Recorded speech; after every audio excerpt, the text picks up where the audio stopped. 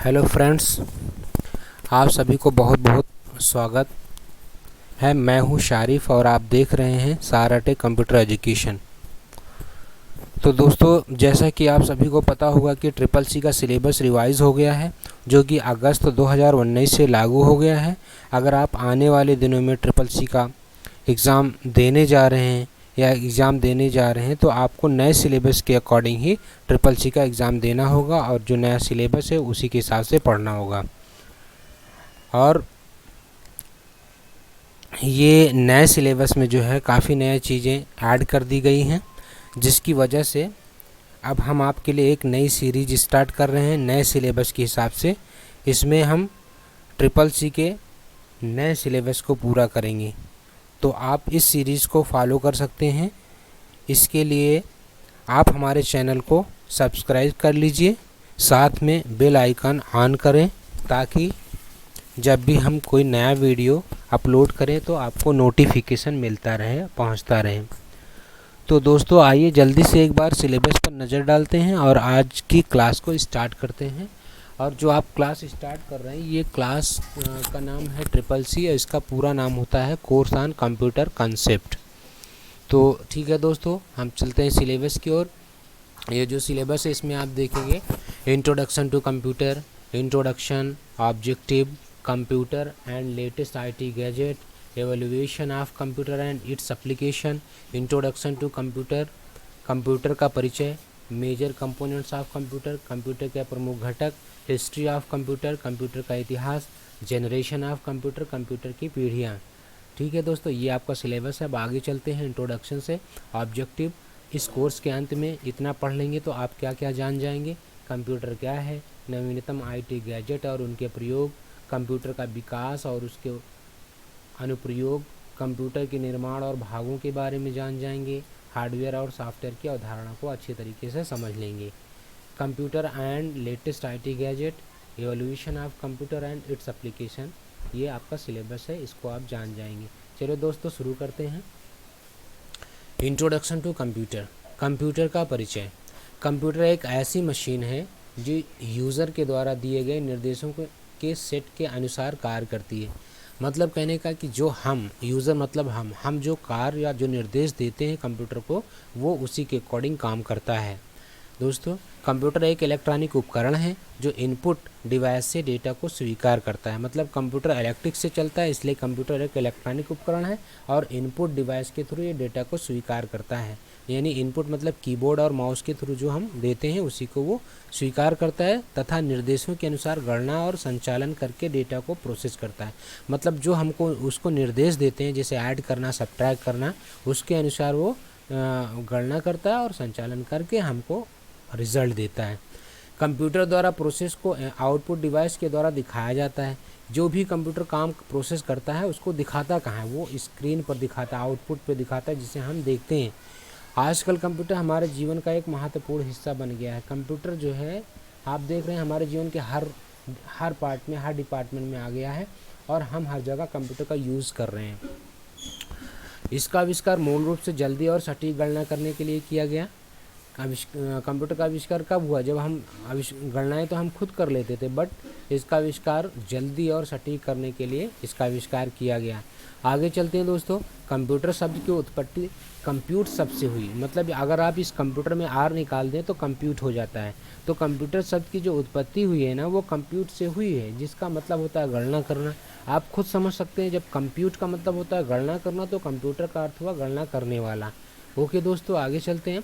Computer को आपको ये भी जानना है कि कंप्यूटर को हिंदी में क्या कहते हैं। कंप्यूटर को हिंदी में संगणक कहते हैं और कैलकुलेटर को हिंदी में गणक कहते हैं। ओके दोस्तों, आगे चलते हैं नेक्स्ट हेडिंग की तरफ।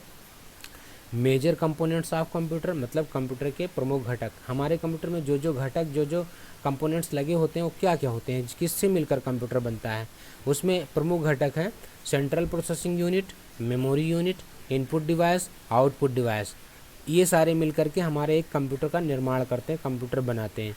अब आगे चलते हैं, हम एक डायग्राम में समझते हैं। आप इतना समझ लीजिए, इस डायग्राम में इनपुट यूनिट, पहले इनपुट यूनिट है, जैसे हमारा बॉडी है, हमारी बॉडी में आँखें होती हैं, कान होती हैं, तो हम पहले आँख कान से सुनते हैं, देखते हैं, है ना, आँखों से देखते हैं, कानों से सुनते हैं, उसके बाद हम अपने ब्रेन को वो इंस्ट्रक्शन देते हैं तो वो प्रोसेस करता है।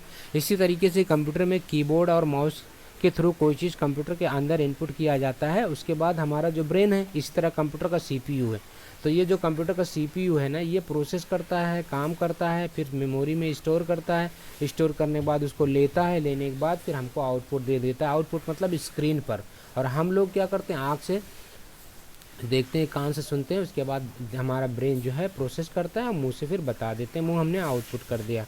तो ये है डायग्राम। आगे चलते हैं सेंट्रल प्रोसेसिंग यूनिट के बारे में, जो कंप्यूटर का ब्रेन होता है। सीपीयू कंप्यूटर का दिल अथवा दिमाग है, ये इकाई वास्तव में निर्देश को एग्जीक्यूट करता है।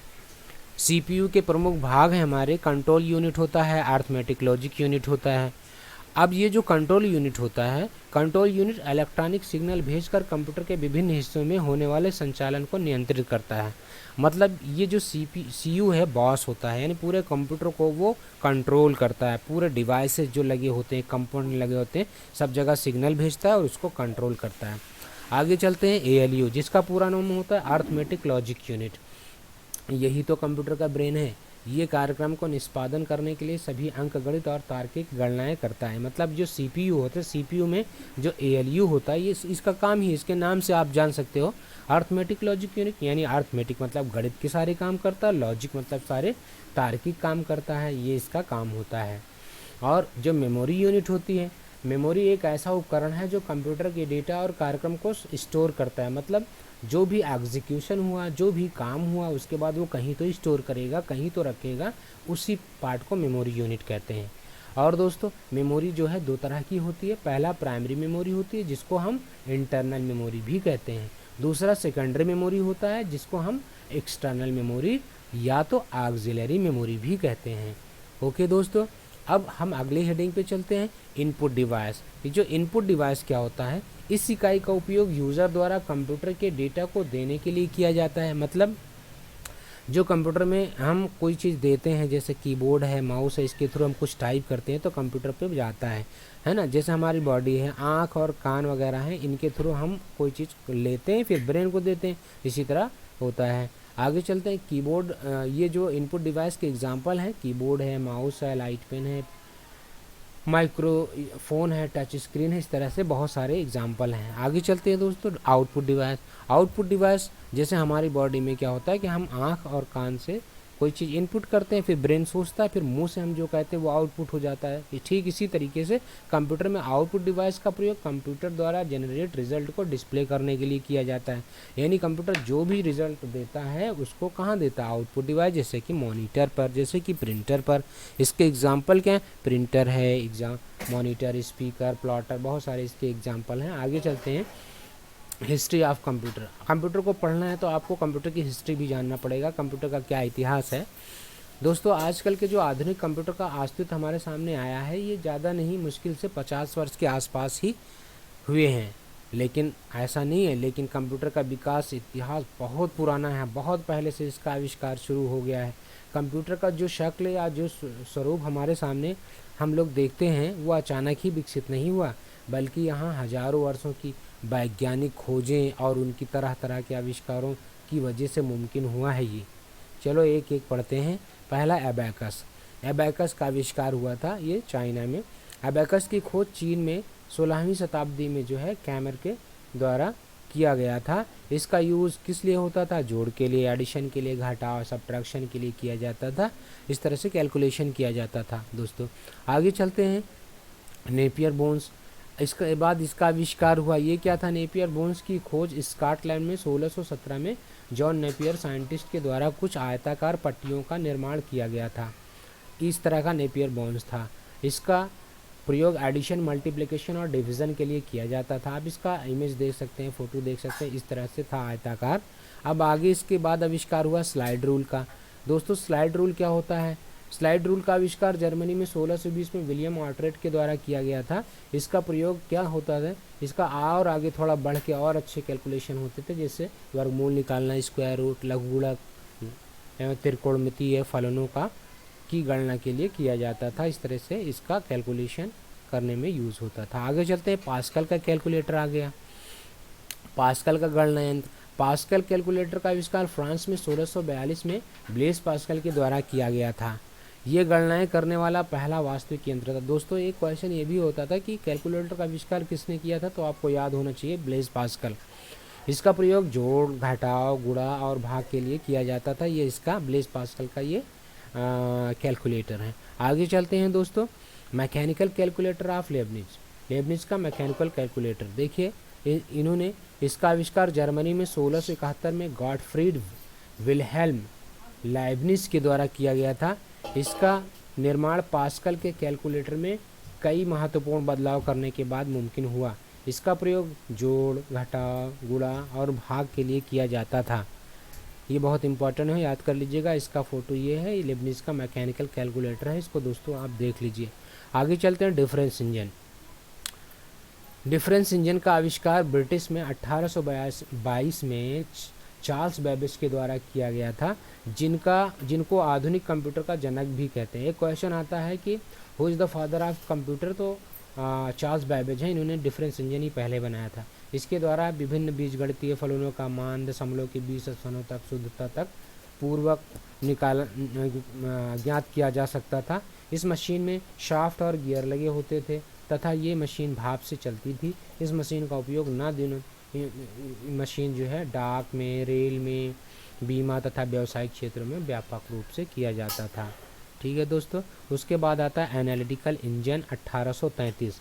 डिफरेंस इंजन की सफलता से प्रेरित होकर चार्ल्स बेबेज ने एक ऐसे ही यंत्र की रूपरेखा तैयार की जिसमें आप देखिए सब कुछ होता था, जैसे आज के कंप्यूटर में होता है, जैसे इनपुट, आउटपुट, स्टोर, कंट्रोल, है ना, तथा मिल जैसे मुख्य 5 भागों में बांटा गया था, जिसका प्रारूप आज के कंप्यूटर से काफ़ी हद तक मिलता है। इस मशीन की संरचना अपने आप में संपूर्ण थी।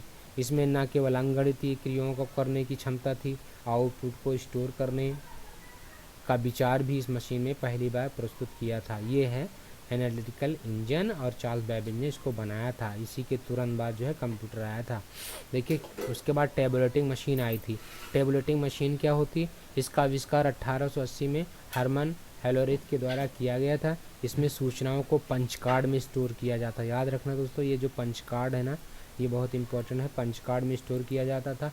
1896 में हेलोरिथ ने टेबुलेटिंग मशीन कंपनी की स्थापना की थी, जिसका 1924 में इंटरनेशनल बिजनेस मशीन मतलब IBM कर दिया गया था। और आप जानते हैं IBM कितना मशहूर है, कितना पॉपुलर है। आगे चलते हैं दोस्तों, मार्क वन जो है अगला आविष्कार मार्क 1 है, बहुत इंपॉर्टेंट है, कई बार पूछा भी गया है। इसका आविष्कार 1930 में हार्वर्ड आइकन के द्वारा किया गया था। यह विश्व की पहली मैकेनिकल कैलकुलेशन मशीन थी। मतलब कि आप इसको कह सकते हैं इलेक्ट्रोमैकेनिकल कैलकुलेशन मशीन, ये जो है पहली थी मार्क 1। दोस्तों ये आपका आज का लास्ट टॉपिक है और उम्मीद करते हैं आज आपको काफ़ी कुछ सीखने को मिला है। तो प्लीज़ हमारी वीडियो को लाइक करें और शेयर कीजिए। अगर आपने हमारे चैनल को अभी तक सब्सक्राइब नहीं किया है तो सब्सक्राइब बटन पर क्लिक करके सब्सक्राइब करें, साथ में बेल आइकॉन ऑन करें ताकि जब भी हमारा वीडियो अपलोड हो तो नोटिफिकेशन आप तक पहुंचता रहे। अगर आप कंपटीशन की तैयारी कर रहे हैं, कोई गवर्नमेंट जॉब की तैयारी कर रहे हैं तो हमारे चैनल को के साथ बने रहें। आने वाले दिनों में कुछ नए टॉपिक्स पर हम वीडियो देना स्टार्ट करेंगे और कई कोर्स जैसे O लेवल है, टैली है, वेब डिज़ाइनिंग है और बहुत सारे कोर्स हैं, 1 बाय 1 सीरीज़ हम आपको देते रहेंगे। तो दोस्तों आज के लिए बस इतना ही, मिलते हैं नेक्स्ट वीडियो में नए टॉपिक के साथ। तब तक के लिए bye bye, thank you for watching.